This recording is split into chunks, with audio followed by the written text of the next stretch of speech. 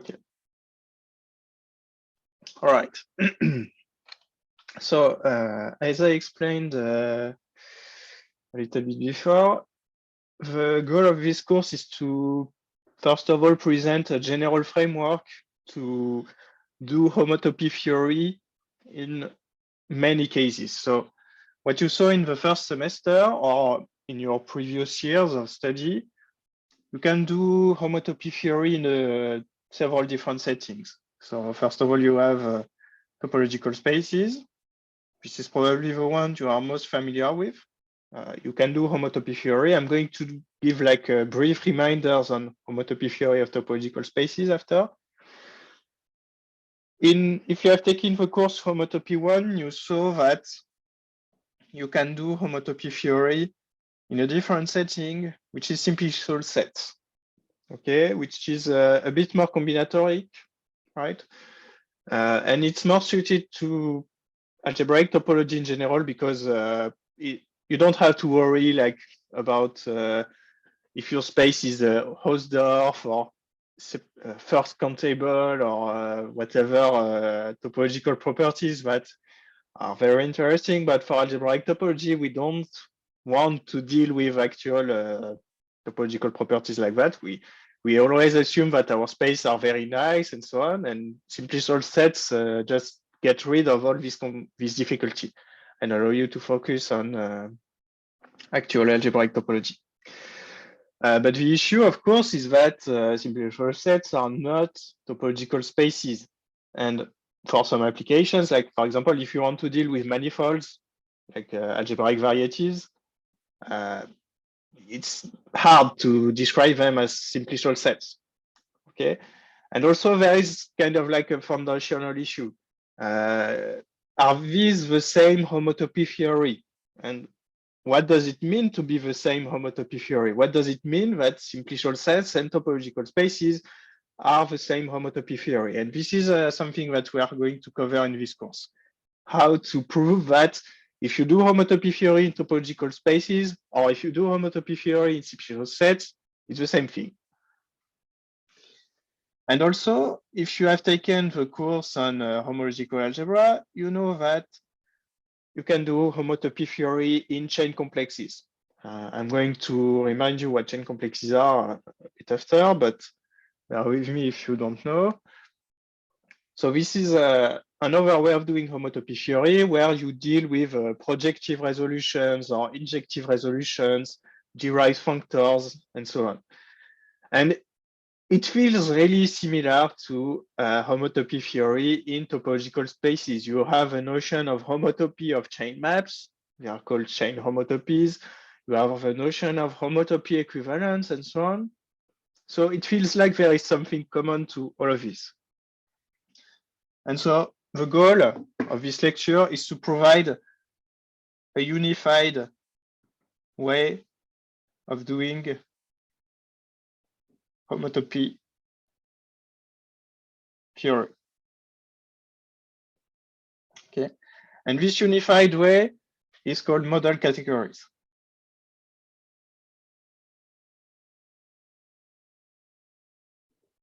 So model category, the model is about the models of your chain complexes or topological spaces.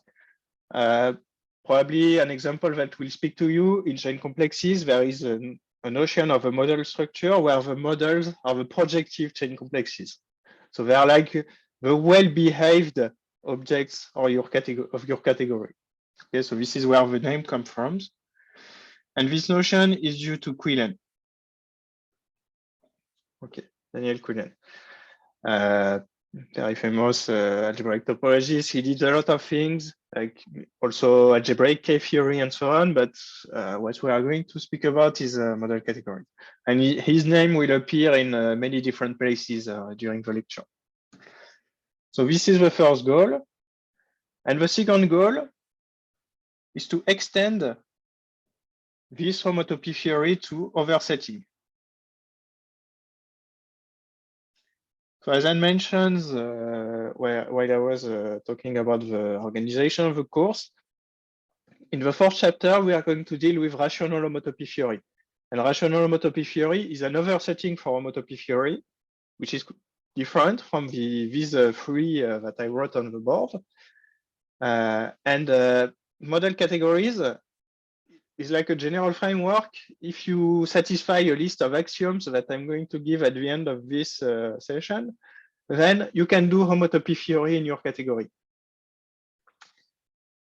And the idea is that we are going to start with homological algebra because this is the place where things work the best. You have it's an abelian category, right? You can do sums of morphisms. And so to say that something is homotopic to something else is the same as saying that their difference is homotopic to zero. So you have something simpler, right? It's easier to check that something is homotopic to zero than homotopic than two things are homotopic.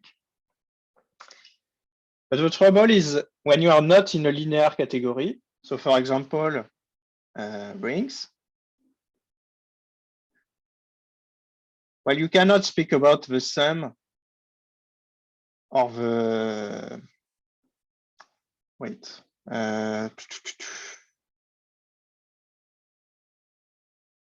of the sum of two morphisms because you don't have this property here, right? The sum of two morphisms is not a morphism of rings. So you are not in a linear setting anymore. And this makes things much more complicated, right? Because you cannot rely on things like that, where you can split your objects in direct sums and so on. And you know another category which is like that, it's topological spaces. So essentially the idea of all this is that we have homological algebra of chain complexes, which is a linear thing. So it's easy in some sense. And we have topological spaces where we know how to do homotopy theory because it's something intuitive. It's geometric. You know what a homotopy is. You can draw pictures and so on. And so we are going to take these inspirations, the part where it's easy, I put quotes, of course, and the part where it's geometric, pictorial, and essentially we are going to extract the common features of both settings. And this is something that is called model category theory. And one example of applications will be, as I say, rings are actually differential graded rings because you need to be able to do homotopy theory. Okay. And so the goal of the last chapter will be, if you have topological spaces and you do your homotopy theory, it's going to be a word that you probably don't know yet, but instead of homotopy, you do rational homotopy. Our end goal is going to be to prove that this is the same homotopy theory as the homotopy theory of commutative differential graded Q algebras, or Q rings if you prefer. Okay, so this is our goal essentially in this course, to prove this equivalence. And the first thing to do is to say, what does it mean? What does it mean to have an equivalence like this between two homotopy theories? Okay. So are there any questions so far?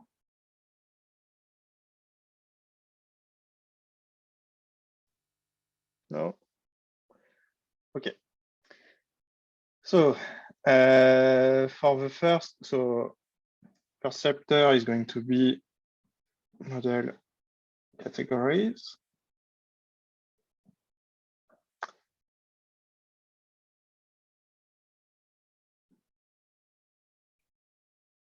And the first thing we are going to do is to set out the motivation behind the definition of a model category.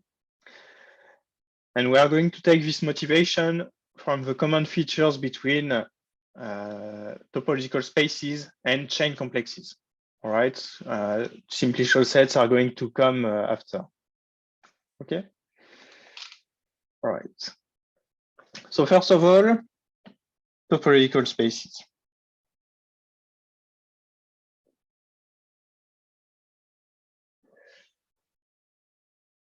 So homotopy theory of topological spaces, a crash course.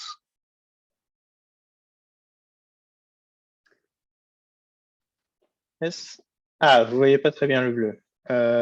Ok, je vais changer ça.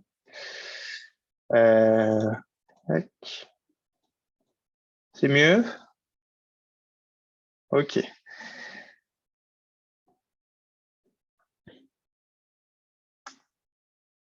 Alors, so homotopy theory of topological spaces. So these are going to be definitions that you probably already know, but I just want to make sure that we are all on the same page and also set out what are my notation and conventions, right? So two continuous maps are also another convention. I'm not ever going to write down a map that is not continuous. Okay, if I write a map, it's continuous. So I'm not going to write it. Here, F and G are continuous. Okay, so F and G are homotopic if there exists a map like that, such that if you restrict it to the 0 part of your cylinder, you get F, and you restrict it to the 1 part of your cylinder, you get G. Okay. So a picture, I'm going to draw a lot of picture in this course.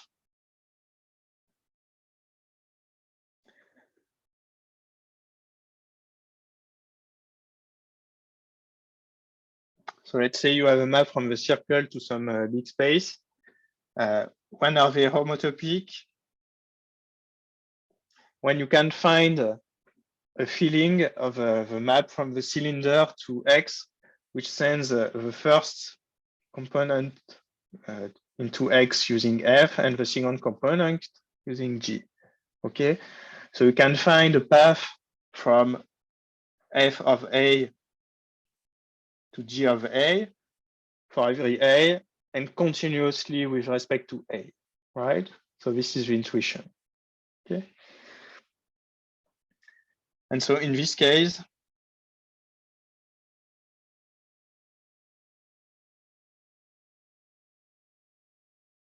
you write like this, F is homotopic to G, okay? So this is a notion that you probably all know, I hope. And what is homotopy theory? Homotopy theory is the search of when two spaces are homotopy equivalent.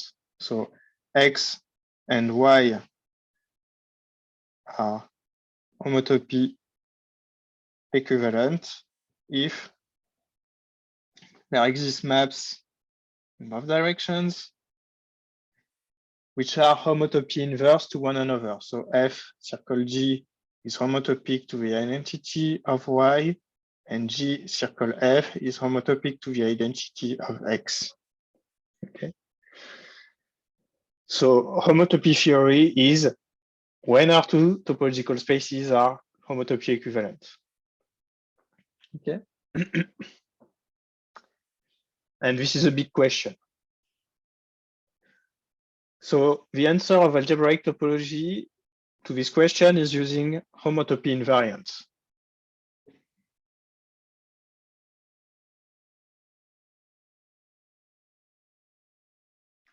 Which are algebraic data. So for example, homology, cohomology, homotopy groups, and so on, which allow you essentially to detect when two spaces are not homotopy equivalent. As you know, two spaces can have, for example, the same homology without being homotopy equivalent. But if they are homotopy equivalent, then they have the same homology. So if they have different homology, then they are not homotopy equivalent. Okay, so far so good. Okay.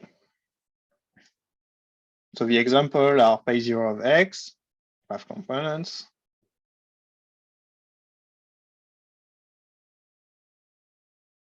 pi of x with respect to some base point is the ith homotopy group.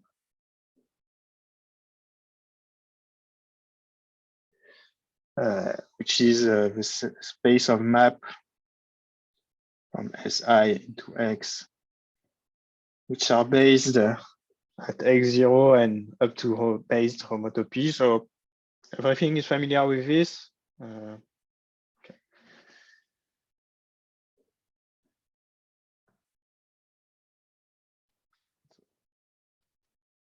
And so a map F from X to Y is called a weak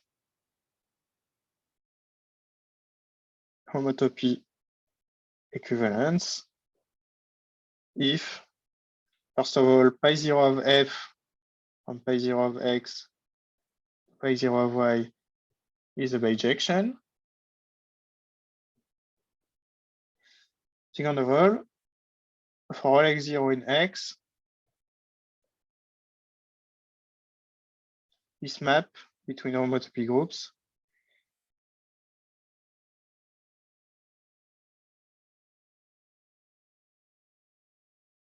is an isomorphism. Okay, so this is the notion of weak homotopy equivalence. It's a bijection on path components, and it's an isomorphism on all homotopy groups. Okay, so there is a theorem. If f from X to Y is a homotopy equivalence, then it is a weak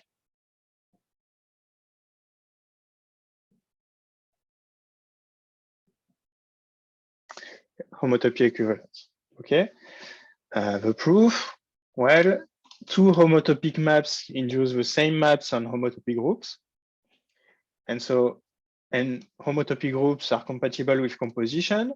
So when you take this equality and you apply homotopy groups, you get that on homotopy groups, G is the actual inverse of F. So F and missing inverse, so it's an isomorphism. Okay.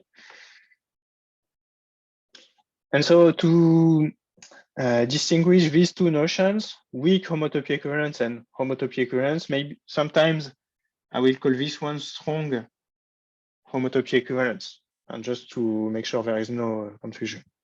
Okay. So if you have a strong homotopy equivalence, then you have a weak homotopy equivalence. But of course, the converse is false. There are examples. So one example, you take X to be the circle, and you take Y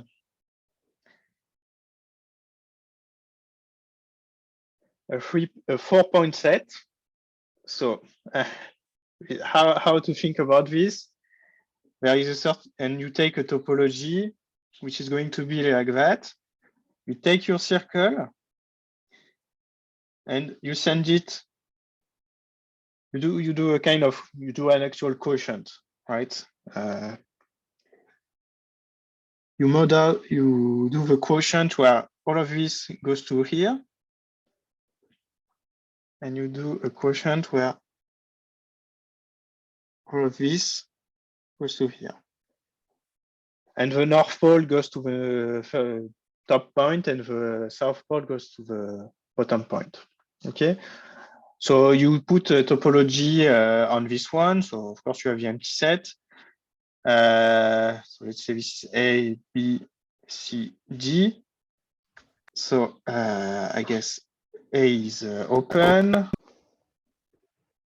No, wait, A is not open. C is open. D is open, but A is not open. You have AC. Bon, a list of topology, you can imagine what it is. you do it such that this projection map is continuous, right? Set is the quotient map. Okay. So this is a topological space, right? It turns out that this quotient map is a weak homotopy equivalence. Okay. It's not that hard to check. This space here as yes, we will see homotopical limits in this course, but later. So this it's not hard to check that this is a weak homotopy equivalence. On pi 0, it's a bijection, right? There is only one path component here. This is well known, and here you can check pretty straightforwardly that this is a path connected space. On pi 1, it's a bit more complicated, but not that much because well, actually, you can describe pretty much explicitly what a continuous path in this space is, okay, and also on pi 2 and so on. Or you can check that there is a universal cover which is contractible and so on, or you can do it. The problem is that there is no map in the reverse way, which is a homotopy inverse. Because if you try to write a map in the reverse way, every continuous map like that is constant. So it cannot be a homotopy inverse. Okay. Well, another example, you can take n and 0, let's say, and you send it to this space, right?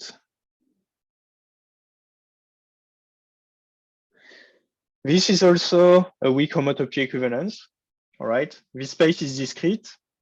This space, well, pi 0 is n, and there is no higher homotopy group. They're all trivial. Okay. But the problem is that if you try to write down a map in the reverse direction, then the limit of 1 over n is 0. So the limit here has to be something. But limit a sequence which converges in a discrete space is eventually constant. So it cannot be a homotopy inverse. Okay. Okay. And as you see, these examples are pretty convoluted, right? The spaces like this one and this one, they are quite bad spaces from a topological point of view. We don't want to consider such spaces, right?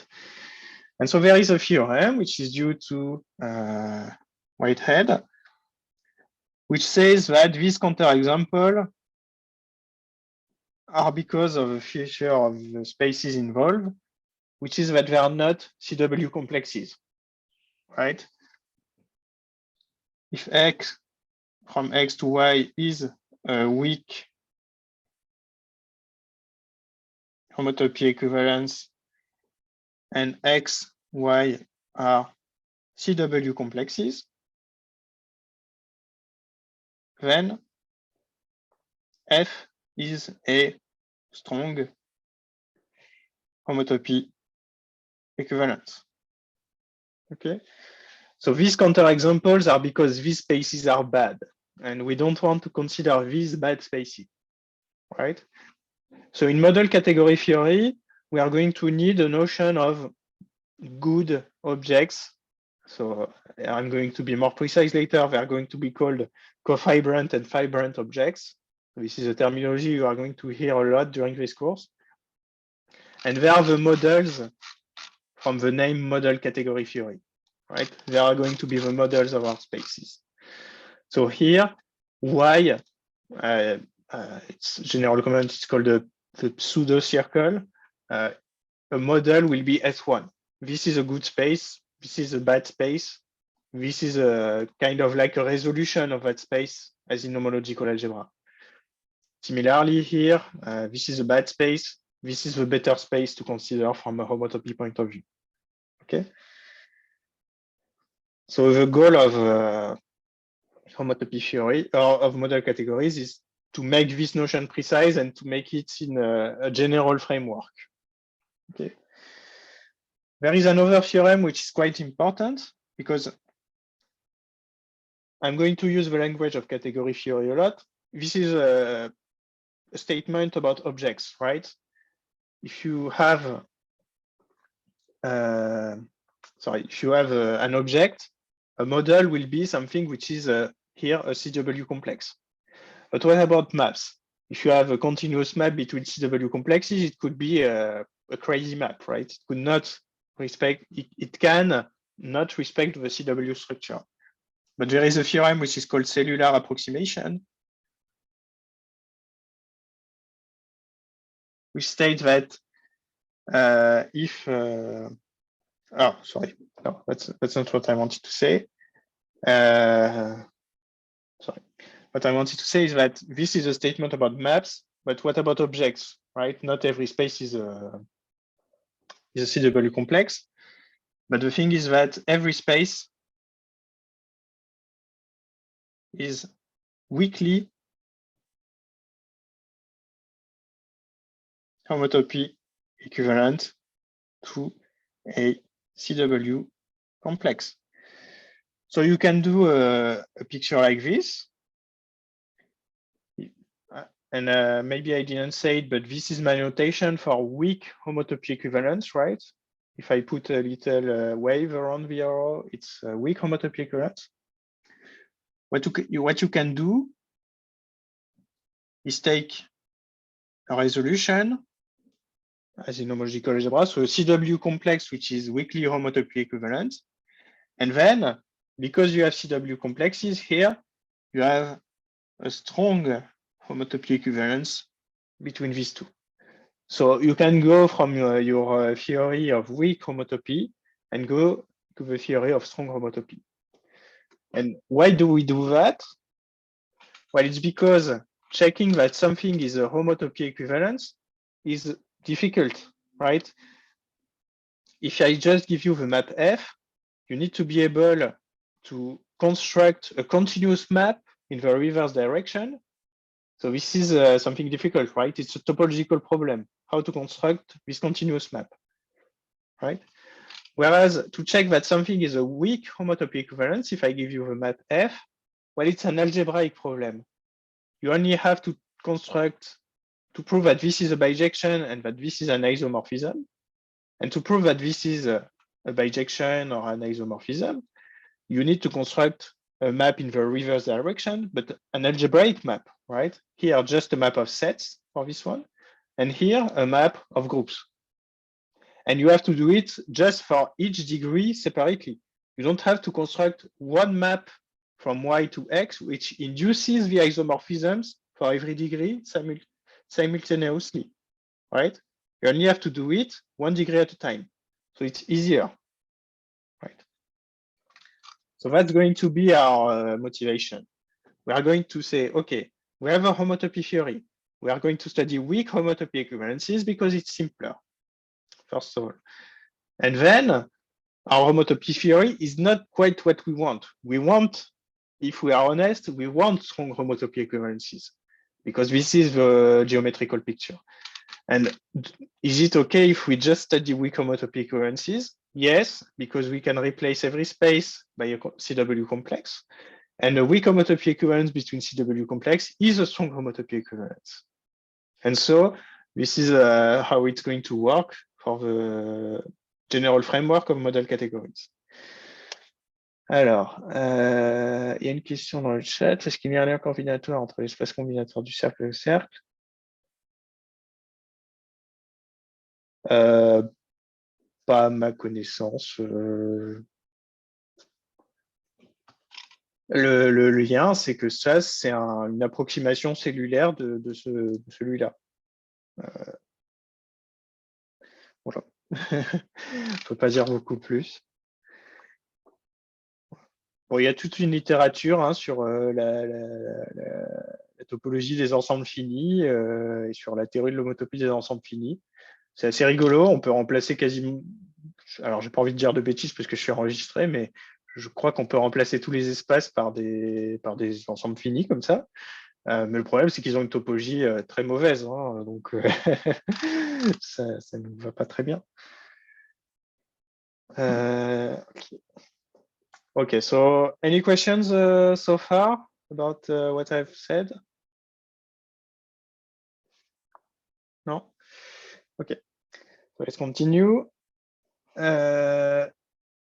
Second part, simplicial sets.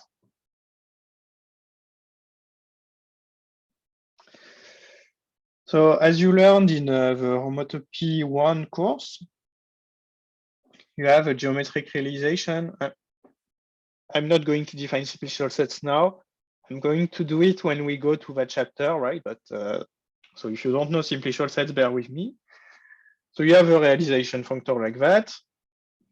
So one of the goals of this course is to prove that this functor, the geometric realization functor, is kind of like how to say an equivalence of homotopy theory, right? But they have the same homotopy theory. Okay, so I see there is a question in the chat. If we have in the cellular approximation, no, we have only a map in one direction as far as I know. Okay. So we have in simplicial sets, we have this geometric realization functor, and we have a lot of things which are looking a lot like what we know in topological spaces. We have a notion of homotopy, right? Fg from a simplicial set to another are homotopic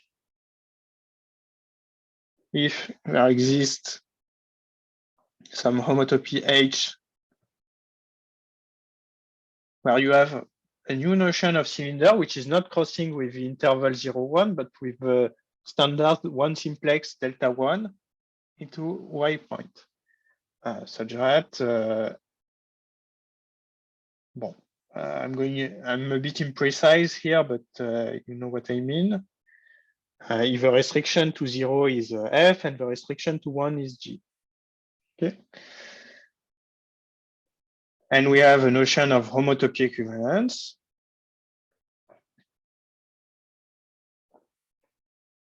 Which is that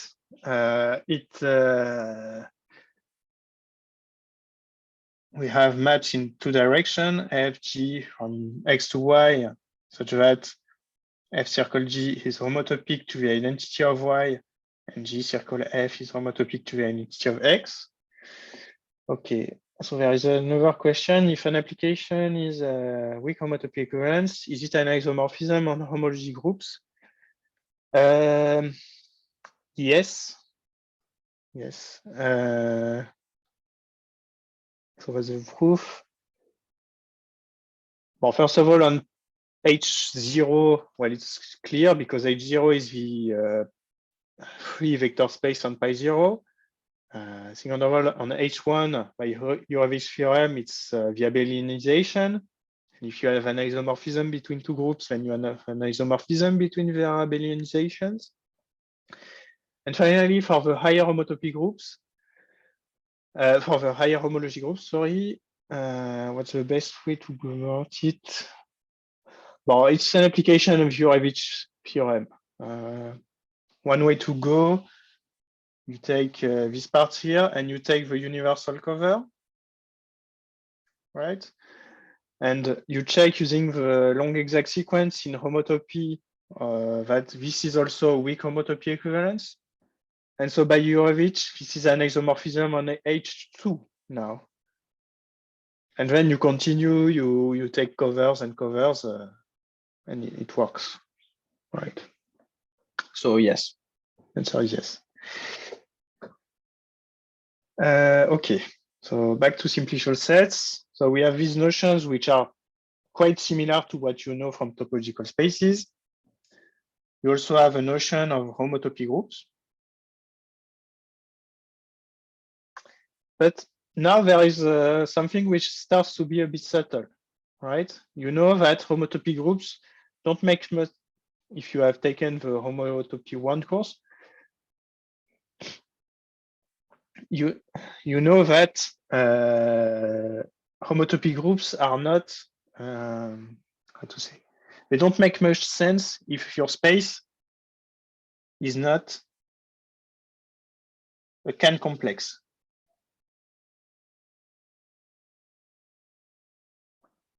Right? if you don't have a Can complex, then homotopy groups, they are not quite what you want, right? If you define them as pi I of X bullet is a map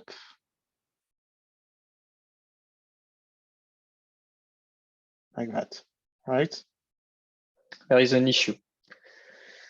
And I'm going to go on a bit of a digression here. Why is that? If you go back to what we saw about CW complexes are defined as by their skeleton, right? And it's an inductive way. You have X0 included in X1, included in X2, included in and so on. And so it's easy to define a map which goes from a CW complex to something else, because you can first define it on the vertices. Then you have to say how to extend it to the one skeleton, so to the edges, then to the two faces, to the three faces, and so on. So you can build it in an inductive manner, right? So this is something that is going to appear quite a lot in this course. CW complexes are something which are good when you map from them, right? And so, but they don't have any, no topological spaces have a lot of trouble if you map into them. Whereas in simplicial sets, Can complexes are something which are good when you map from, when you map into them, because you know this condition is a condition that says what happens when you map into a Can complex. You can leave them. And so when you want to define a map into a Can complex, right? If you want to define a map from A into X, you can start by defining it on A0. Then you want to extend it to the one skeleton. And because you have a Can complex, you know that you can fill in edges if things work out in a nice way, right? I know I'm a bit vague. I'm going to go back to simplicial sets in chapter 2 or 3, I guess, but bear with me. So Can complexes are good when you map into them. And here you see we are mapping into Can complexes to define homotopy groups. So that's why this relation of homotopy between maps is well behaved when you map into Can complexes, but not general sets. Whereas here, when we define homotopy groups, we map into X, but mapping into topological space always works out. You can check it. You can always fill these hearts in the topological space. But the thing we map from is the sphere, and the sphere is a CW complex. So that's why we don't have this trouble here, right?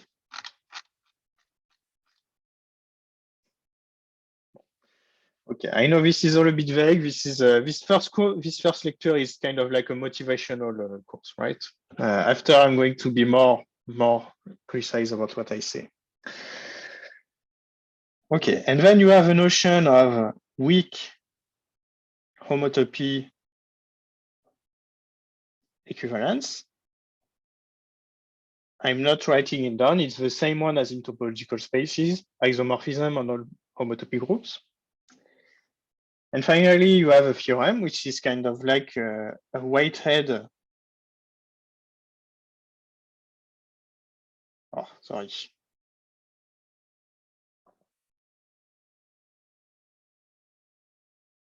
Theorem.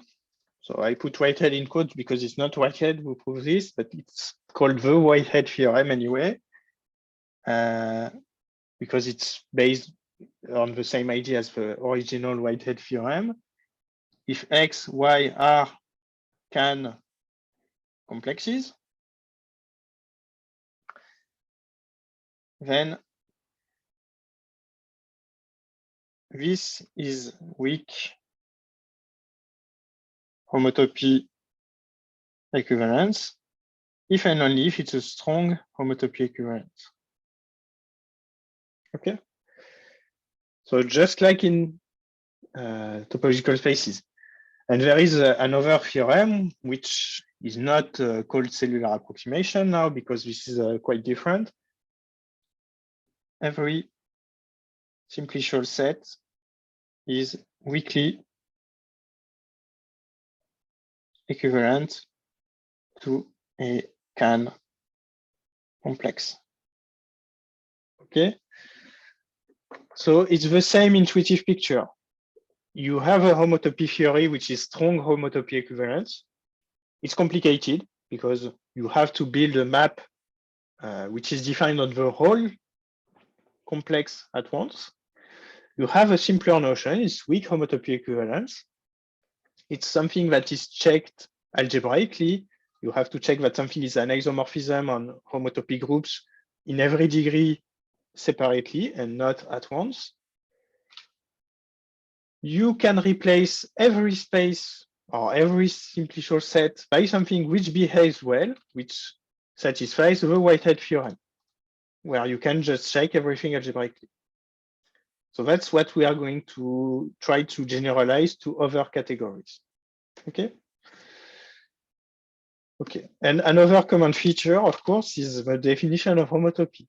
The homotopy is defined as an extension to the cylinder of two maps, right? Which are defined on the boundary of the cylinder, just like I drew here, right? So this is also something that is going to be in our general framework. Okay, and so last item is chain complexes. Are there any questions before I go on to chain complexes? There is one. What is a weak equivalence between an arbitrary? Well, you can take actually homotopy groups of the geometric realization, right?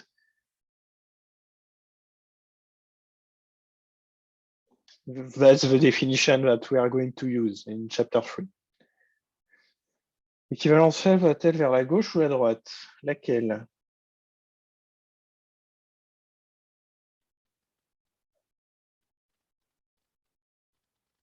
Quelle équivalence faible? La flèche d'un complexe de Kahn vers un ensemble simplicial. Voilà,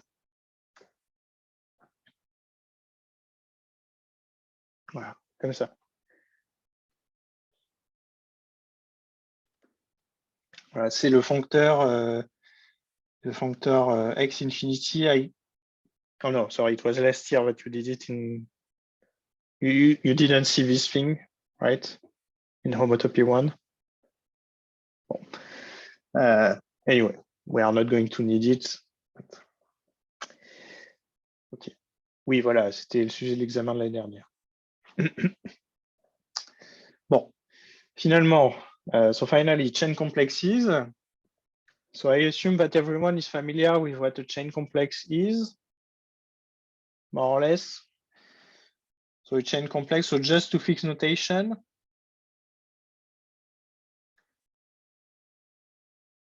Something like that. So you have a collection of vector spaces or modules or whatever. You have a differential which lowers degree. So n is called the degree. It satisfies the equation d circle d is 0. And so this is a notation I'm going to use throughout. So CH of R is the category of chain complexes over a ring R. CH greater or equal to 0 is the category of chain complexes over R graded over. Okay, so you can view it as a subcategory where you take every component to be 0 if it's in negative degree. And of course, you have a kind of like dual thing where it's graded over non-positive n. Okay. Okay. So okay, everyone is okay with that. Bon, chain maps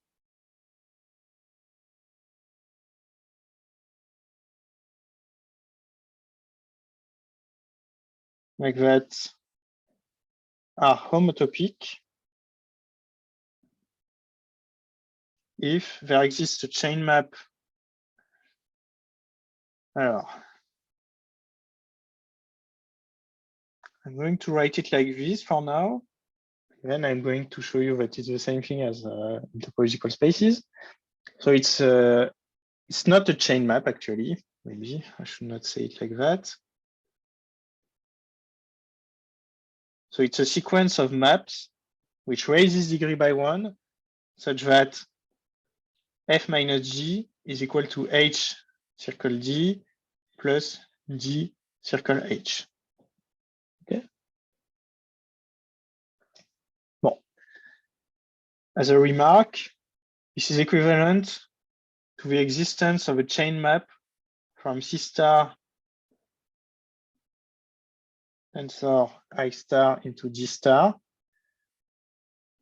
such that,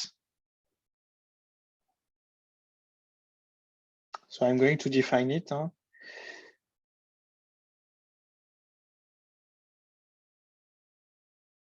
Where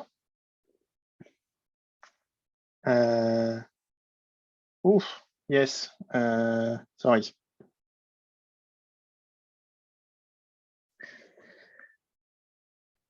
Yeah.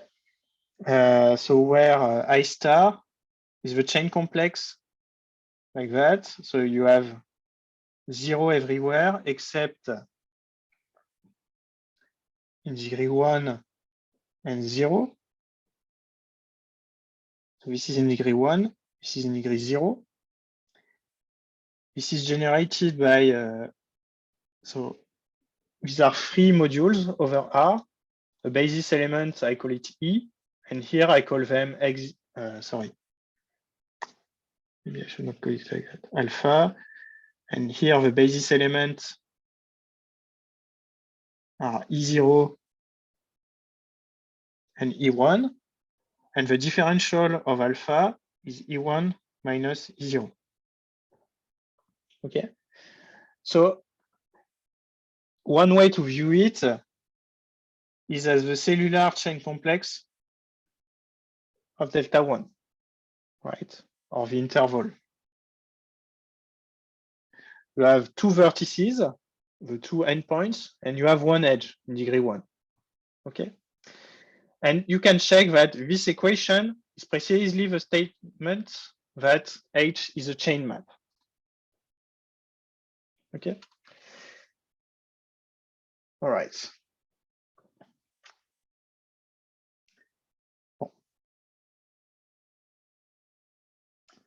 Now, these are, sorry, is a homotopy equivalence if F circle G is homotopic to the identity and G circle F is homotopic to the identity. So I hope by now you are seeing that there are a lot of similarities between all these different notions, right? Okay, so this is something, it's not as bad as checking that something is, so if I just give you the map F to construct G, it's not as bad as checking that something is a continuous map in the reverse direction, but it's quite difficult, especially when you are in this category where everything is graded over all integers, not just positive or negative. Because then you cannot do a kind of inductive computation, right? You cannot start at 0 and go in one direction.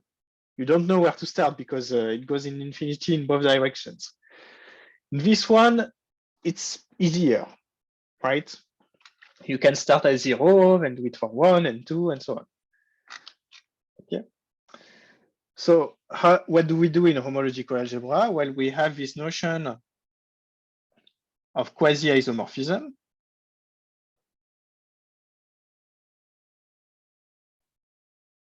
I never know in English if I should say quasi or quasi.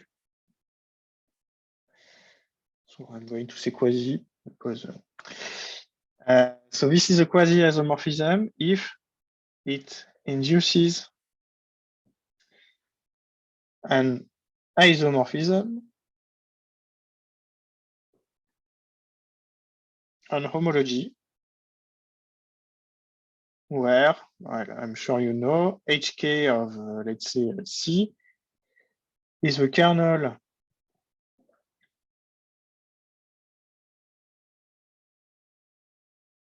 modeled out by the image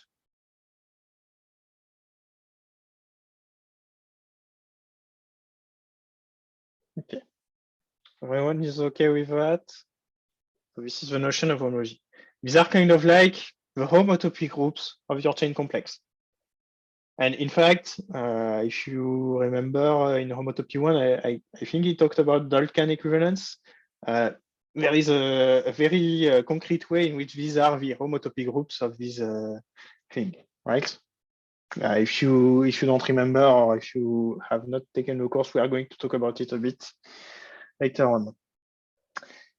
Okay, so this is something which is simpler to check because you just have to check on each degree that it is an isomorphism. Okay, by now this is the first time I'm saying it, so hopefully it's okay for everyone. All right. Homotopy equivalence implies quasi-isomorphism. But as you know, the converse is false. Okay. One example, if R equals Z, you take the chain complex where you have 0 everywhere except in 2 degrees.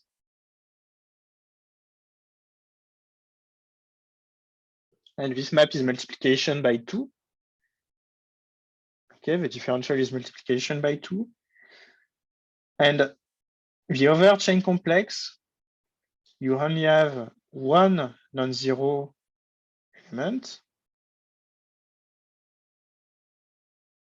Okay, so it's pretty easy to check that this is a quasi-isomorphism because what is the homology? So for the bottom part, the differential is 0. So of course, the homology is the same thing. You only have Z mod 2 in degree, let's say this is degree 0, 1, 2, and -1, and so on. Here, what is the homology? Well, in every degree which is not 0 or 1, this is of course 0. In degree 1, the kernel is empty. Well, there is 0, sorry, 0. Here, the kernel is everything, it's all of Z, and the image is 2Z. So the quotient here is Z mod 2. So this is and of course, the map is an isomorphism. So this is a quasi-isomorphism, but it is not a homotopy equivalence because you cannot construct a map in the reverse direction which induces an isomorphism on homology. Because if you try to write a map from Z mod 2 to Z, it can only be the 0 map, right? There is no element of order 2 in this group. Okay. So it's not an isomorphism on homology. And if you remember what we did about, let's say, topological spaces, where does the trouble come from? If you look at these two, there is one which is better than the other one.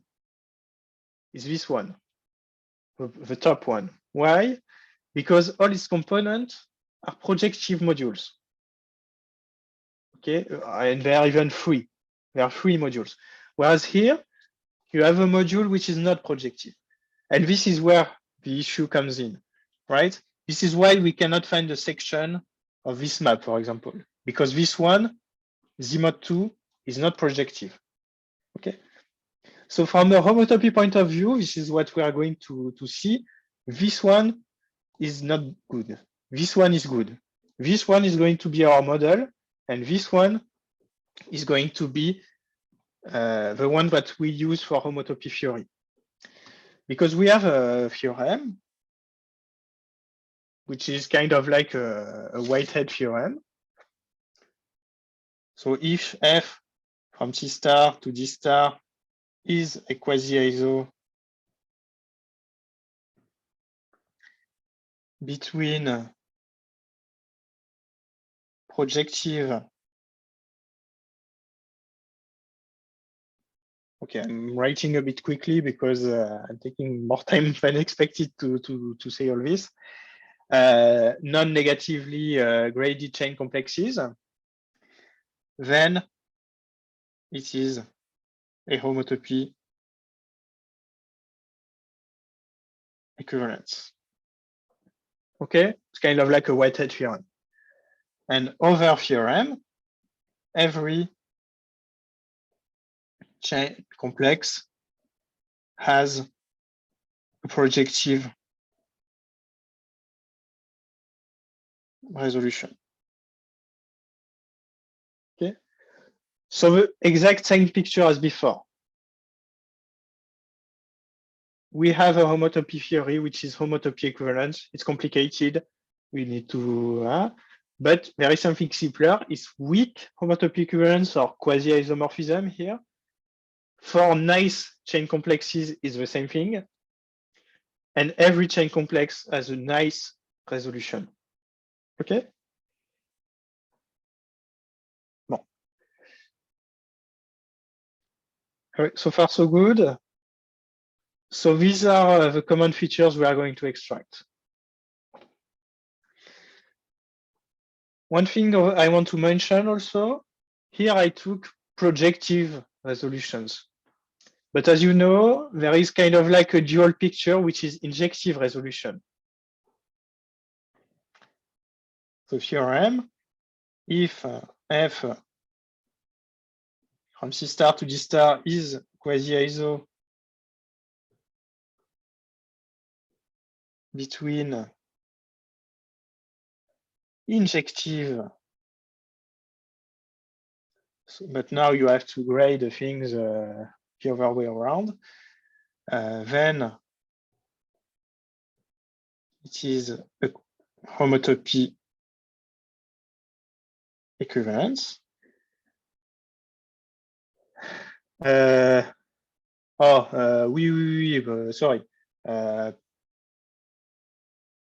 If R is a principal ideal domain, so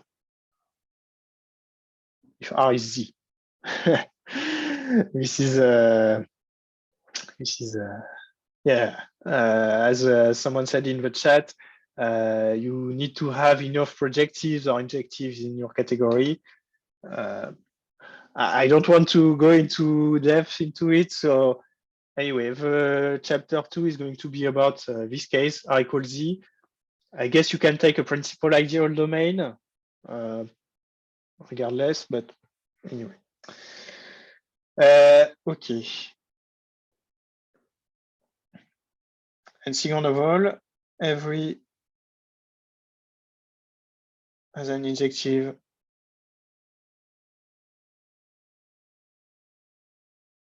resolution. Okay, so there is a kind of like dual homotopy theory on chain complexes. Well, I say kind of like because it's not the same category here, right? These are very different categories, in fact. So one other thing that I'm not going to prove in this course, but that exists, and I give a lot of references in my notes, so you can check it out. What happens for the unbounded case, right? When you can go in either direction. Things get more tricky.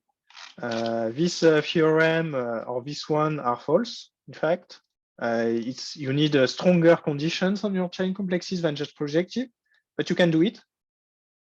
And you can do it for two different ways. You can do it for the projective theory or for the injective theory. And because this is now the unbounded, you can do it for both. You can do both ways for the same category. So you have two different homotopy theory, but they have the same notion of weak equivalence. In both cases, they are quasi-isomorphism. So this is another feature of model categories.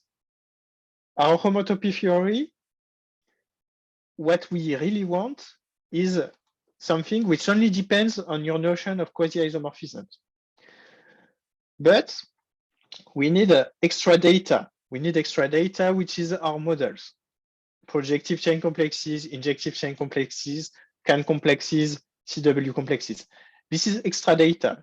Strictly speaking, the homotopy theory exists when whatever our models are. And so on the same category with some notion of weak equivalence, we can have several different notions of models. So CW complexes and so on. And so for example, on this category, it's the most clear example that you can understand right now. You have a projective thing, a projective theory and an injective theory. And they are dual to one another in some way. But in the end, it's the same homotopy theory because it's the same class of weak equivalences. What I'm going to explain in this course is what is the extra data that we need to put on our category to do computations, basically. This is essentially the content of this lecture. And also there are other homotopy theory. Like there is a mixed homotopy theory, which is a mix of the two. Well, it exists. Also on topological spaces, I'm going to explain a little bit afterwards. There are two different theories. There is, you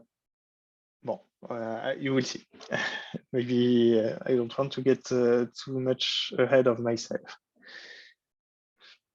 Any questions so far?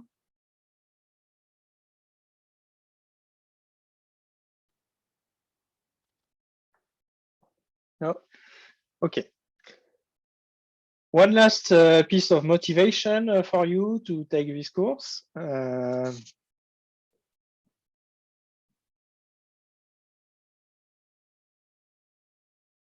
So it's good because someone already mentioned it, actually, is homotopy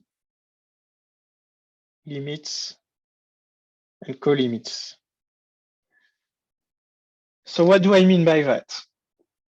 So this is a categorical theoretical language. So hopefully you are familiar with it. If not, for limits, you can think about pullbacks. So I really hope everyone is familiar with that. And here you can think about push forwards. So pullback is something like that. And push forwards is something like that. Okay. Bon. So pullbacks, what is a pullback?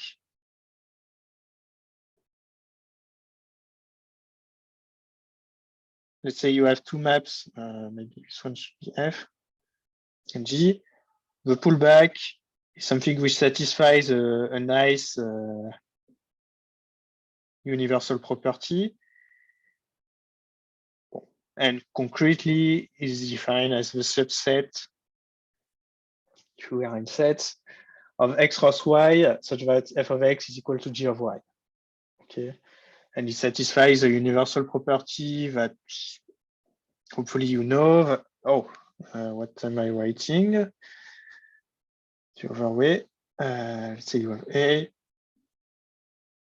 If you have something which makes the outer square commute, then there exists a unique map like this. Okay. Well, I hope everyone is okay with that. So there is one trouble with this construction. It's a very nice construction, of course, but there is one issue, is that it's not homotopy invariant. What do I mean by that? Let's say you have two pullback diagrams.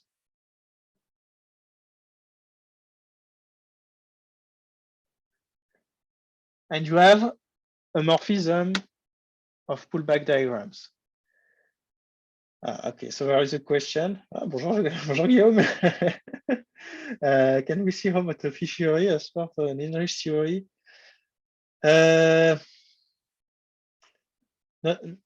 Not really, but you can do homotopy theory where you have weighted limits. But I'm not sure you can actually see Homotopy theory as a weighted thing. Anyway. Okay. So let's imagine that you have two morphisms of pullback diagrams. So hopefully you can guess what it means, which is a weak equivalence. So which is a weak equivalence on each component. By the universal property, you have a map like that. But in general, it is not a weak homotopy equivalence. Okay. Let's give an example. Okay, so I have one example in my notes. So let's say we are in topological spaces.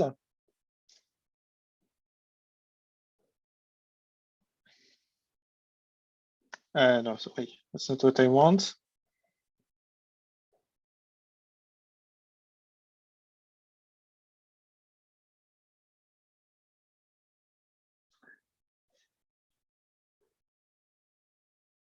So f of x is x cubed minus x, and g of y is y square.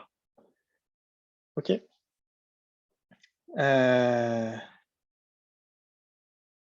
Bon, OK, apparemment. Bon, je vous laisse discuter. Je continue sur mon exemple. Donc, let's take this pullback diagram where I take for all three spaces the real line, and the map F is what x cubed minus x, and the map G is y square. And I map it down to just the singleton, right? Of course, R is a homotopy equivalent to the singleton, so these are homotopy equivalences, and they do make the diagram commute. So they do induce a map from R cross R to star cross star star. Bon, this one is quite easy to compute, just a singleton, right? Whereas here is the set of points of the plane, so that y square is x cubed minus x, okay? It's an algebraic thing, right? And if you draw a picture, you see that it looks like this. Maybe I draw it in another color. No, blue is not good. Sorry. Bon. Okay, my computer, my note-taking application just crashed, so.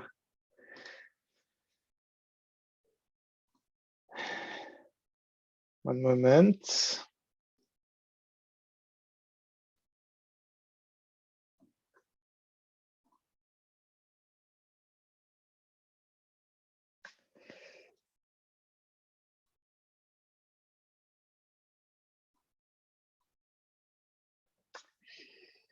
Alors, voilà. It should be fine. Okay.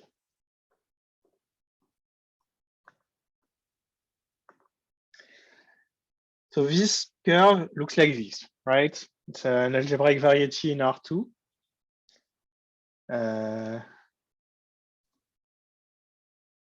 Oui, il y a le bouquin d'Emily Riehl, le Categorical Homotopic Theory.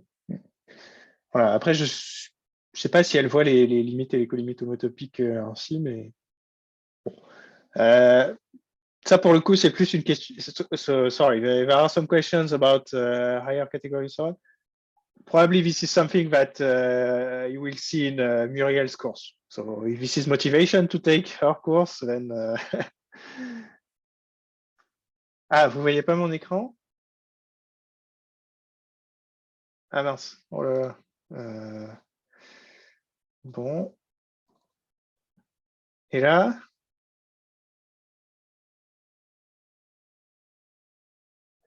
C'est bon? OK. Bon. C'est les joies du direct. Bon. En tout cas, on y va. Donc, this pullback is this algebraic curve, right? It has two components, whereas here this is a singleton. So this is not a homotopy equivalent. You have the same thing with colimits. Okay. So a classical one, you take two copies of the interval and you glue them along their endpoints. All right. So this is homotopy equivalent again to a singleton. Here you take the same map. Here the colimit is the circle. Here the colimit is the singleton. These are not homotopy equivalent. Okay. Here this is the circle seen as gluing two intervals along their boundary. Okay. So to go back to this pseudo-circle example, I guess one way to formalize, I guess what you wanted to say is that the circle is the homotopy limit of this diagram some way. Okay, colimit. Sorry. Okay. So one thing that we are going to that I'm going to explain in this course is how to make homotopy invariant things out of this. Because in both of these cases, out of these two diagrams, there is one that is better than the other. So for colimits, the one that is going to be better is the one where the maps are co-fibrations or inclusions, if you want. Whereas for limits, the one that is going to be better, so can you guess which one is better here? It's this one, the bottom one. Because in this bottom one, the two maps are fibrations. And here they are co-fibrations. Okay. So here actually this one is the pathological one because this map here is not a fibration. And here this map is not an inclusion. Okay. Okay. So we still have 40 minutes left. Are there any questions so far?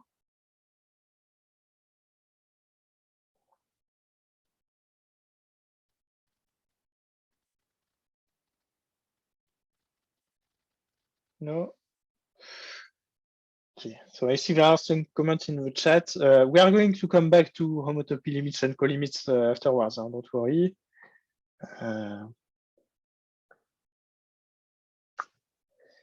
Okay. So let's move on to now the proper part of model categories. So far it was only motivations for what we are going to do now. Now we delve into the actual thing. Okay. So as we saw in this last part, there are some not just spaces that are better than other spaces. So CW complexes, CAN complexes, projective and injective resolutions, but also maps are important too. Here, important maps are inclusions, or in a homotopy proper way, co-fibrations. Here they are fibrations. And if you recall, well, at least what you saw for CAN complexes, what is a CAN complex? It's something for which the map to the singleton is a CAN fibration. Okay. Also for projective and injective resolution, when is a chain complex projective? It's when the map to the terminal chain complex is how to say? Oh, never mind. It has it's a bit trivial say like that. It has a projective kernel. Bon. If a map to 0, the kernel is itself. Bon.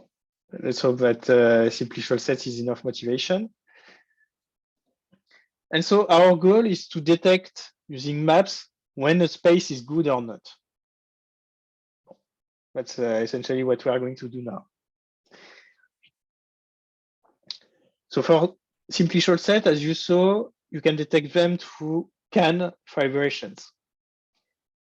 So I'm going to show that now there is like a lot of similarities between fibrations and cofibrations of topological spaces, and the equivalent of projective and surjective maps, surjective and injective maps in chain complexes. Okay, and so this is going to serve as the motivation for the definition of model categories that is going to appear next. Okay. I don't know if this was very clear, but bear with me.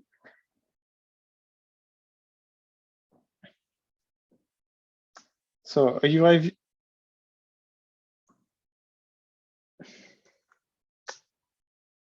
happened. So URX fibration. Oh, okay, my computer is. Do you also see like thing flickering? No, is it okay for everyone? I'm having some technical issue. No? Bon, nobody complains. I hope it's good. So URX fibration is bon. Yeah, I see the same thing.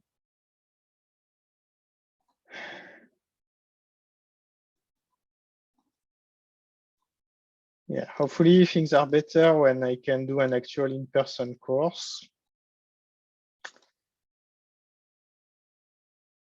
Alors, let's try again. Okay. Okay, close this one. Okay, so can you see my screen now?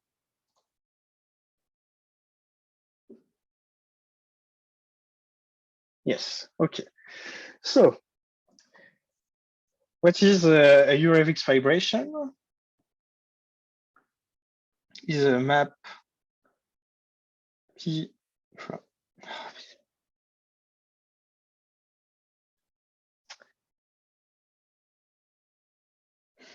c'est pas vrai. Bon.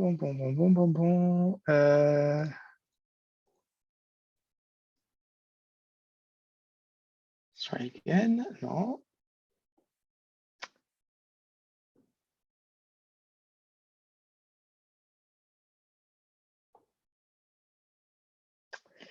I'm not going to be very funny.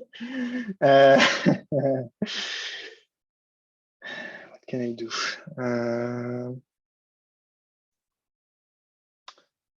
Let me pause the recording.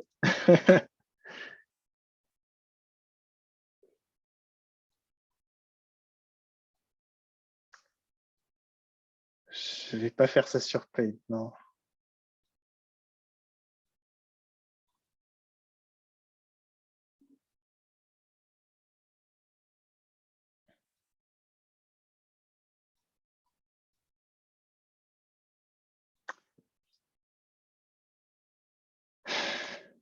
Bon.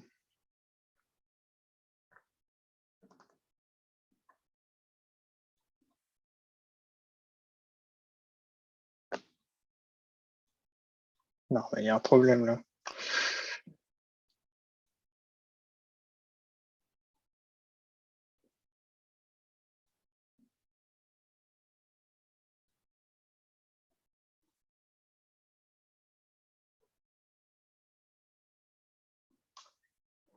Une seconde. Bon. A URX fibration is a map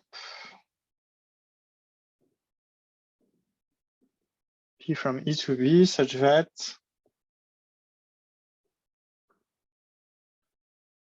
for X, for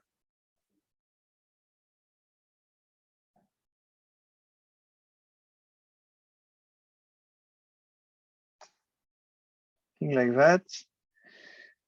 And for all homotopy,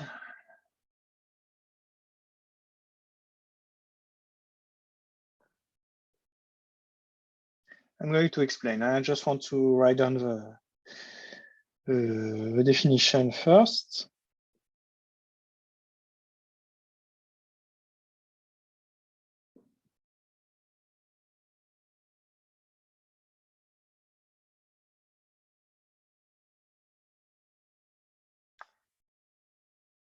Okay. Okay, so what is this property? This property is that whenever you have a homotopy between two maps in B, and you have lifted the first map to E, then you can lift the whole homotopy to E. In particular, so if I call F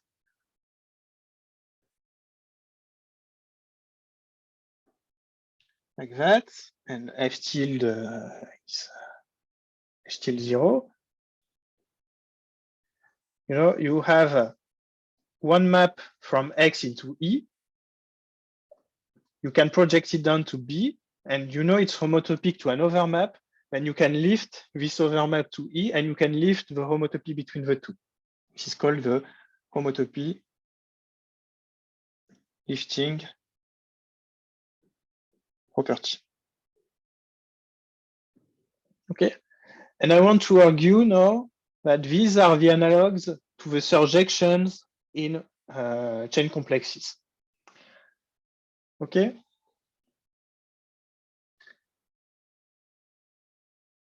And something else I want to say is that there is an analogous notion where you have self-fibration, similar, but only for x equal 0, the cube, right? You see, Eurevik's fibration is for every possible choice of x, whereas the self-fibration is only for cubes, okay? So if you have a Eurevik's fibration, then it's a self-fibration, but the converse is false, okay? Okay, so my goal is to argue that these are analogous to surjections in chain complexes, okay? Why do I want to argue this? Because we saw that in chain complexes, the nice objects were projective chain complexes, one of them at least for one model structure. And how are projective chain complexes defined? Well, a projective module is something for which you can lift against surjections, okay? So essentially our motivation in what follows is that we want to be able to determine what are the good objects in our category. And we are going to characterize them as these which lift against some maps, okay? And I want to argue that these maps in topological spaces are going to be Eurevik's fibrations. Okay, is the motivation okay for everyone? Okay. So why are fibrations like surjections? Okay, why don't we just take like surjections of topological spaces? Well, it's because of what follows. So if you have P from E to B a ser, sorry, I'm going to state both of them.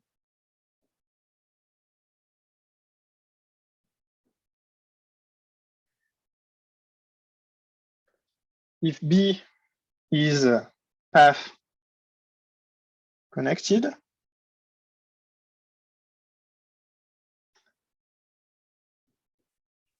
then all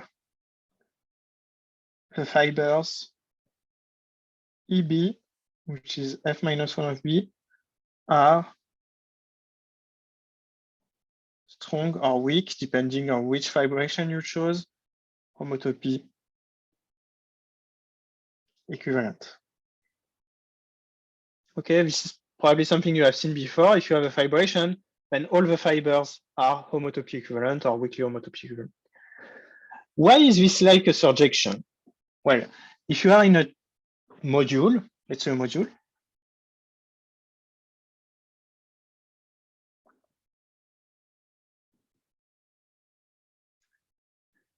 what are the fibers? They are not modules. Okay, if you add something to, if you add two elements of a fiber, they are not the same fiber anymore, except if the fiber is over 0, right? And actually, as an affine space over R, okay, they are not linear, they are affine. They are isomorphic to the kernel of F if F is surjective, right? This is something very basic from linear algebra. If you have a surjective map of, okay, let's say vector spaces, all the fibers are affine spaces isomorphic to the kernel, right? If it's not surjective, then some fibers are isomorphic to the kernel, some of them are empty. So they're not equal, right? So this seems very basic, but I argue that this is what makes fibrations like surjections in chain complexes. Because what does this mean? Well, when you have a surjection now, not of R module, but of chain complexes, then you have a short exact sequence, like that, okay? And so you have a long exact sequence.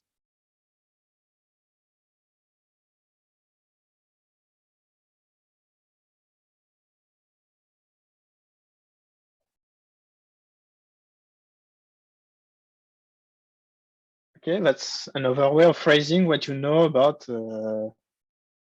short and long exact sequences. For this to be a short exact sequence, all that is needed is that this is a surjection, right? And when you have that, you have a long exact sequence like this. So surjection produce long exact sequences in homology. And Serre and Hurewicz fibrations also produce long exact sequence in homology. If P is now Hurewicz fibration of topological spaces, then there is a long exact sequence in not homology, but as we saw, homology of chain complexes is like homotopy groups of topological spaces. You have a long exact sequence in homotopy. And B is path connected, of course. Otherwise,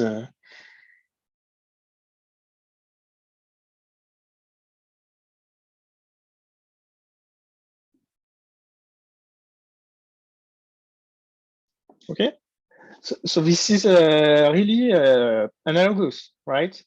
The surjections have something which have homotopic or isomorphic or whatever fibers, and they induce long exact sequence in homology or homotopy or whatever is your correct notion of homotopy invariant in your setting. All right. So this is really strikingly similar. Okay.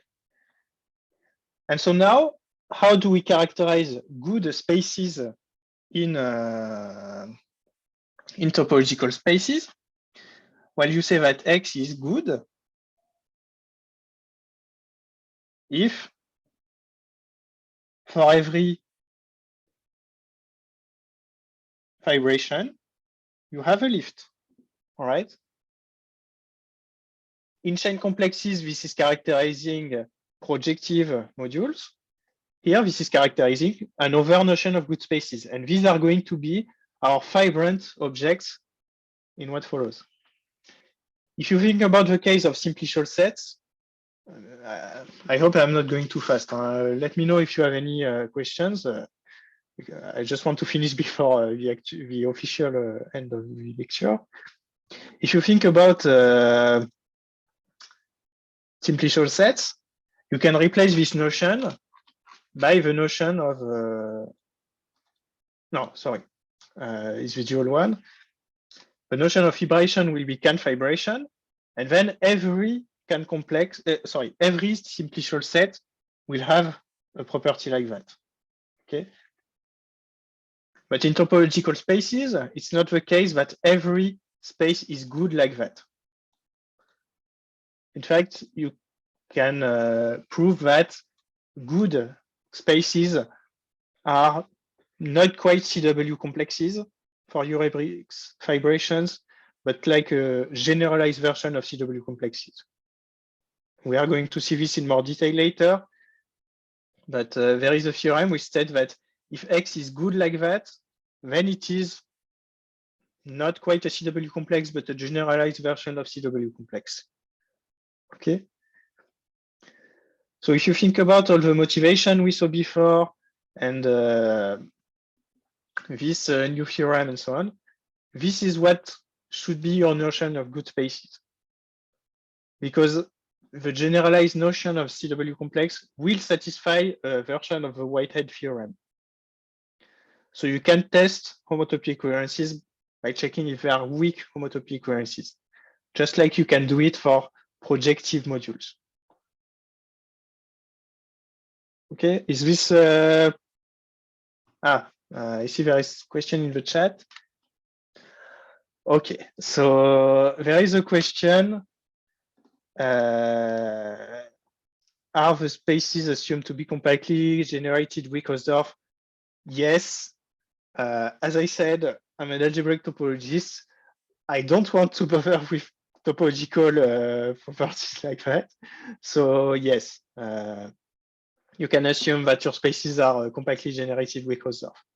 And this way you have something nice. Okay. Okay. Any questions so far? Bon. I know that so far it's not quite precise. Believe me, starting Friday is going to be much more traditional, like definition, proposition, proof, definition, proposition, proof. So far, this is all motivation to explain what the axioms behind model categories mean. Because there are 5 axioms, some of them are easy. The last 3, to understand them, you really need this motivation. Otherwise, it's really a lot of abstract nonsense, as category theory is sometimes called. So I really want you to understand the motivation behind the axioms. Okay. And we are going to see in much more detail on examples, so chain complexes, topological spaces, simplicial sets, and commutative differential gradient algebras, what these axioms mean, right? But I really want you to really be convinced that fibrations are going to be surjections of chain complexes. Co-fibrations, the dual case, are going to be injections of chain complexes, or Eurebrix fibrations and co-fibrations, or Serre fibrations and inclusions of generalized CW complexes. Okay, because this is something that you are going to have to keep in mind throughout what we are going to do in a completely general and abstract way. Okay. Okay. Okay. So now, what is the dual picture? We dealt now with projective things. What are the injective things? Because this is something you cannot see in the examples that I gave so far, because in every case, there was only one notion of good thing, either projective or can complex or injective or CW complex. But sometimes you need both, because sometimes you need to be both when you map into the space and you need to be good when you map out of the space, right? We saw that projective modules and CW complex are good when you map out of them. And this is what we have here. We have a characterization as things which are good when you map out of them. But there is a dual notion. There is a notion of things which are good when you map into them, like can complexes. Can complexes are good when you map into them. Let me call it K. Okay. So what is the dual picture? And in some homotopy theory, you really need both. You need objects which are good at the same time when you map out of them and when you map into them. Okay. And the Whitehead theorem will only apply if your objects are good in both ways. Because if you recall what the Whitehead theorem is, you have a map out of X and into X, and you want to construct a map out of Y and into X. So you need to be good in both ways for both objects. Bon, I know this is all vague, but hopefully you have a clear idea of why we need really this symmetry.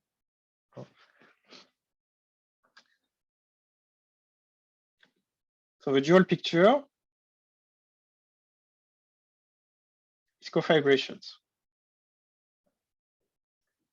So again, we use our motivation from chain complexes. In chain complexes, things which are good when you map into them are injective modules. And injective modules are characterized as those against which you can lift injections of R modules. Okay. And when you have an injection of chain complexes now, you can take the co-kernel, get a short exact sequence. So the co-kernel is just a fancy name for this quotient here. Okay. And this induces a long exact sequence in homology. PHN.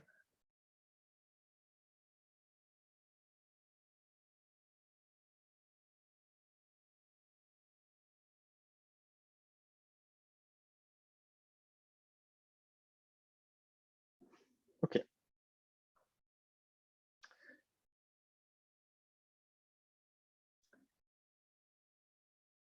In simplicial sets, what is the equivalent of something which is projective?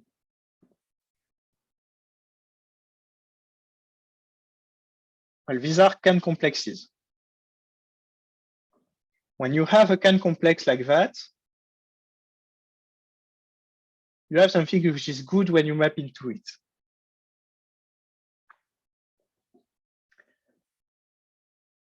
And the thing against which you need to check if you are good, there are two kinds of dualities here. To determine what is good when you map into it, you need to check against injections. Okay. So it's a bit complicated because projective things are good when you map out of them, and they are checked against surjections. Injective modules are good when you map into them, and they are checked against injection. But injections are something which happens in the source, okay? When I draw these squares, always the injection is on the left. So what's the equivalent in topological spaces? Well, I claim that these are cofibrations. So definition.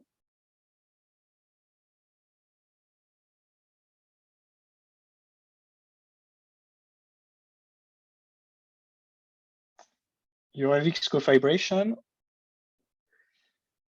is a map I from A to X, which satisfies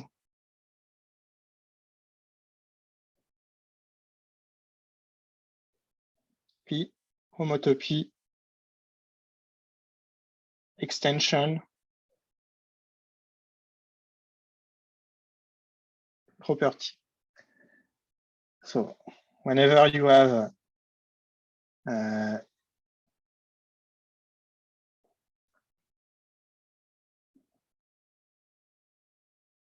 diagram like this, something like that. So let me explain. I'm going a bit fast because I only have 10 minutes left. This is a cofibration. If whenever you have a map F from X to Y, and you have a homotopy between F circle I, so the restriction of F to A, to something, then you can lift to F homotopic to something, okay? Whenever you have some map defined on X, which is when restricted to A homotopic to something, then you can lift, extend the homotopy to the whole space, okay? So I claim that these are analogous to injections.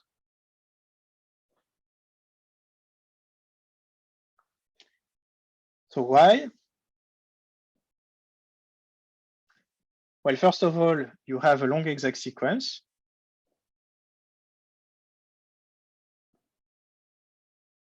Between homotopy groups. So now it's a bit different. It's not the fiber, it's the homotopy group of something which is not quite the quotient. It's actually the relative homotopy groups of X with respect to A.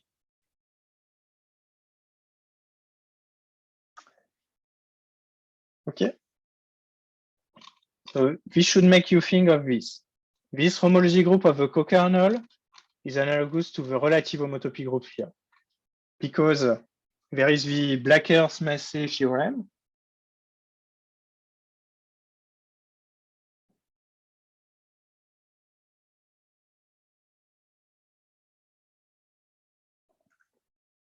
If this is a cofibration,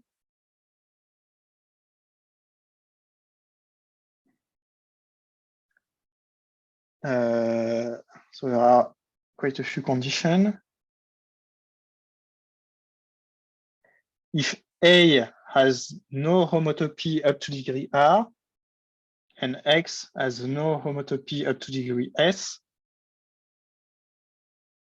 then In of the quotient is isomorphic to pi n of the relative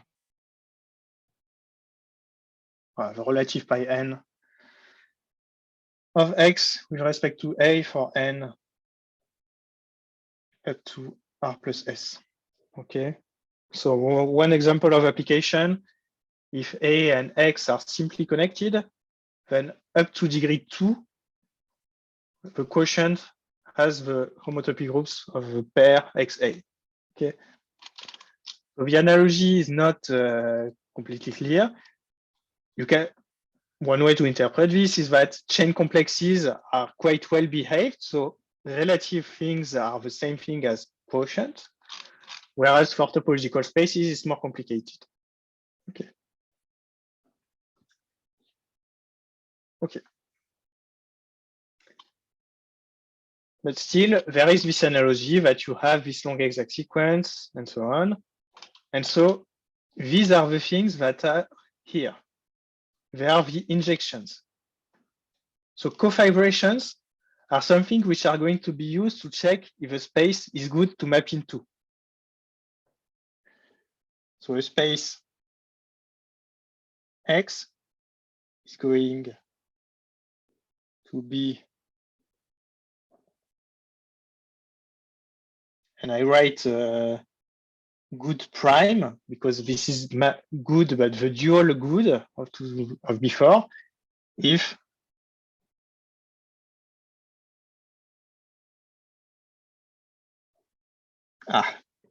maybe not X, E if for all cofibration and for all map from the source of the cofibration, you can extend the map to the target. Okay, this is the analogous definition of injective module in homological algebra. Okay. So this is what you are going to need to think about when I'm going to give the axioms right now. Okay. So far so good. 5 minutes left. So this definition is going to be probably the most important definition of the course.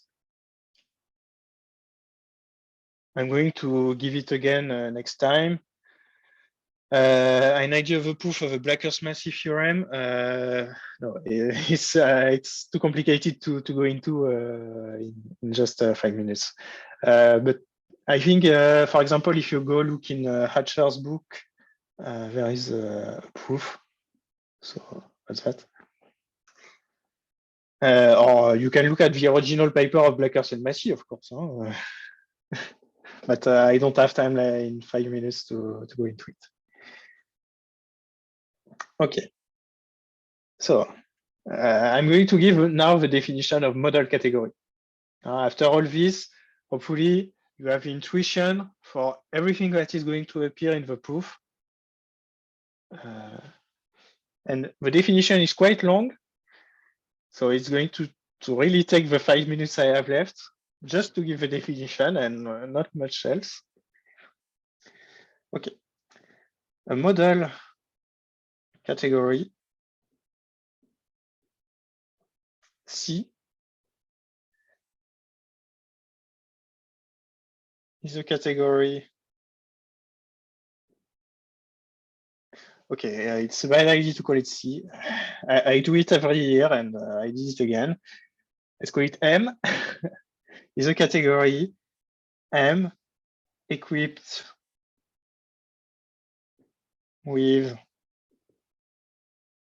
3 classes of morphisms,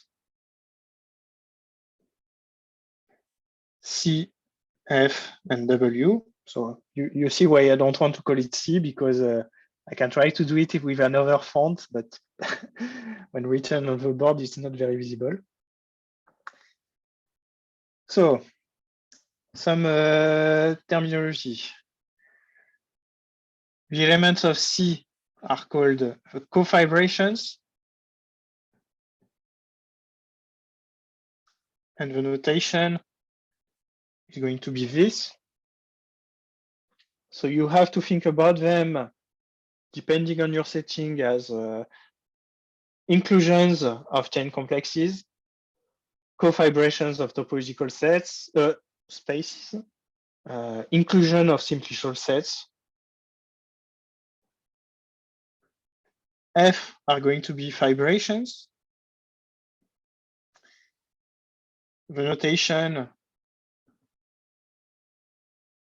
is an arrow like that. So you have to think about surjection of chain complexes, fibrations of topological spaces, or confibrations for simplicial sets. And W are weak equivalences.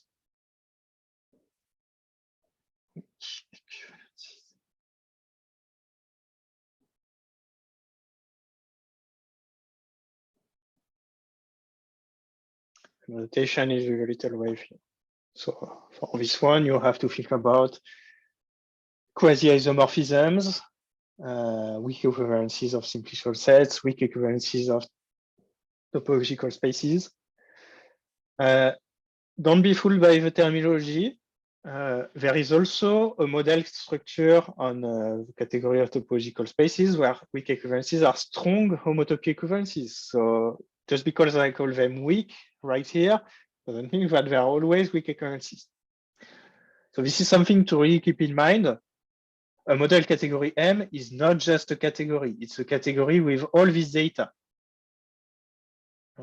This class of morphisms.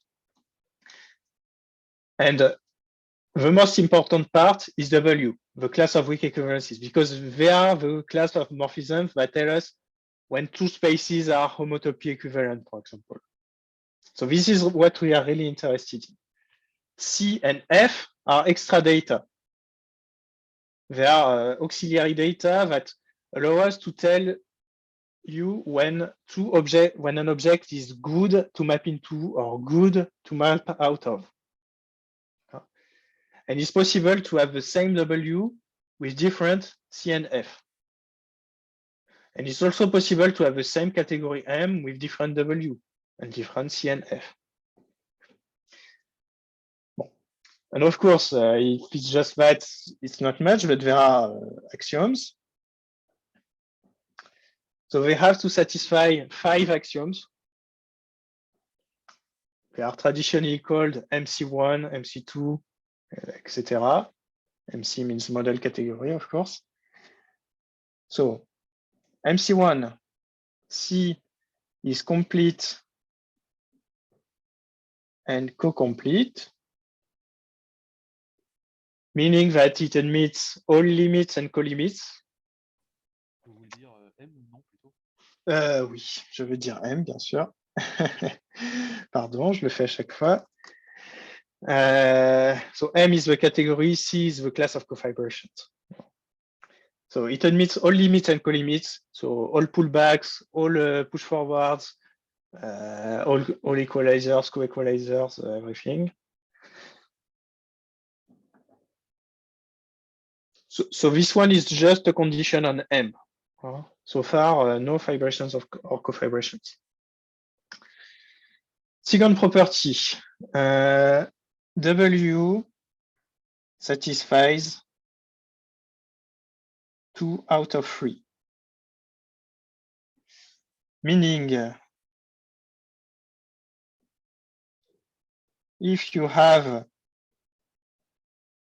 a diagram, a triangle like this, so G, F, Y, and H, so H is G circle F. Yes, of course, all small limits and co-limits. There is a theorem which states that if a category admits really all limits and co-limits, then it's a poset, in fact. So yeah, there are some issues of size. I'm going to sweep most issues of size of sets under the rug. It's going to be relevant at exactly 1 point when we do a small object argument. Otherwise, I'm going to forget it. So if you have a triangle like this, so essentially 2 composable morphisms, if 2 morphisms out of F, G, H are in W, then so is the third. So this is really 3 axioms in one. The axiom says that if F and G are elements of W, then so is H. So this means that the set of weak equivalences is closed under composition. But also it means that if F and H are weak equivalences, then so is G. And also if G and H are weak equivalences, then so is F. So it's really 3 axioms in one. Huh? I want to be clear about that. And the fact that it's closed under composition is quite different from the fact that essentially it's, I don't even know how to call it, it's left cancelable and right cancelable in some sense. Okay, third axioms. I'm going to do it again next time. So if you have somewhere to be right now, feel free to leave. I won't be offended. I know I'm over time. If F is a retract of G, then I'm going to define a retract.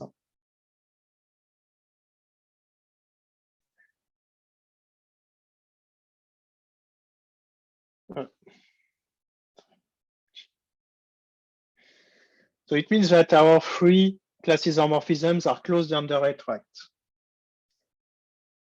So i.e. there exists a diagram like that.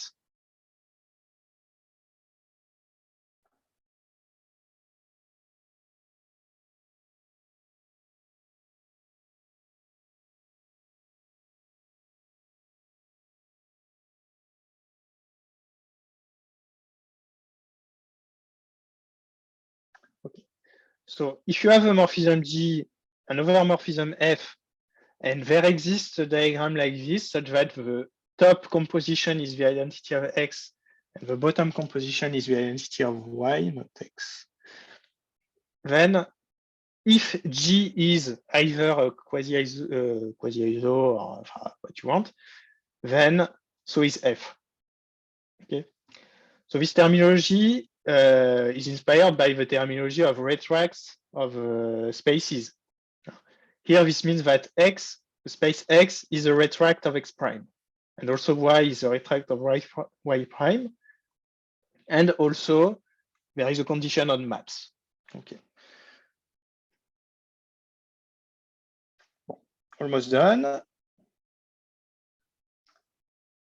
For every square like that,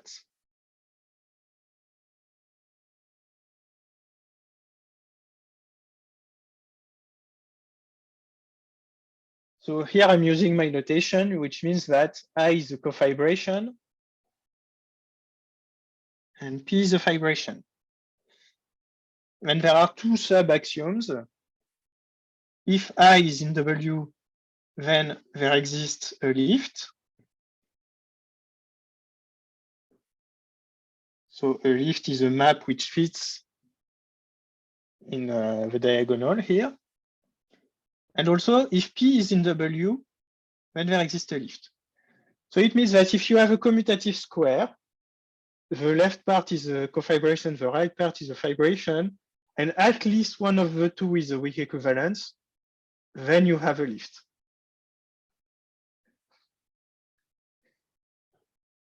And finally, last axiom.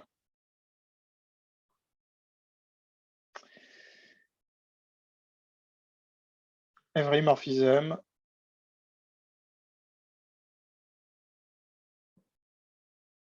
because so far, this is quite trivial. I could take the empty set for every class of morphism and everything would be satisfied. I wouldn't have said anything. It would not be vacuous. But now there is a fifth condition, which states that it's non-trivial. Every morphism admits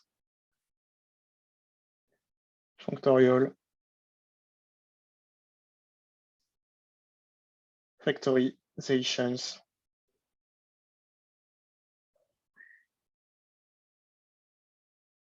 So either you can factor it as a cofibration followed by an acyclic fibration. So I'm going to talk about the terminology later, but an acyclic fibration is just a fibration which is a weak equivalence. And there is also a kind of dual factorization where it's first a cofibration which is also a weak equivalence followed by a fibration. Okay, with some intermediate object here. Okay, so there exists at least one cofibration and one fibration and one weak equivalence. Okay, so these are the 5 axioms. Again, so this is the end of the lecture. Huh? Sorry for going over time. Next time, so Friday, I'm going to first of all give examples of these things. But you can imagine topological spaces with weak equivalences, self-fibrations and cofibrations, or chain complexes with blah, blah, blah. So examples and first properties. So properties such as isomorphisms are weak equivalences, very basic stuff like that. Okay. So I guess that's the end. I'm going to stop the recording.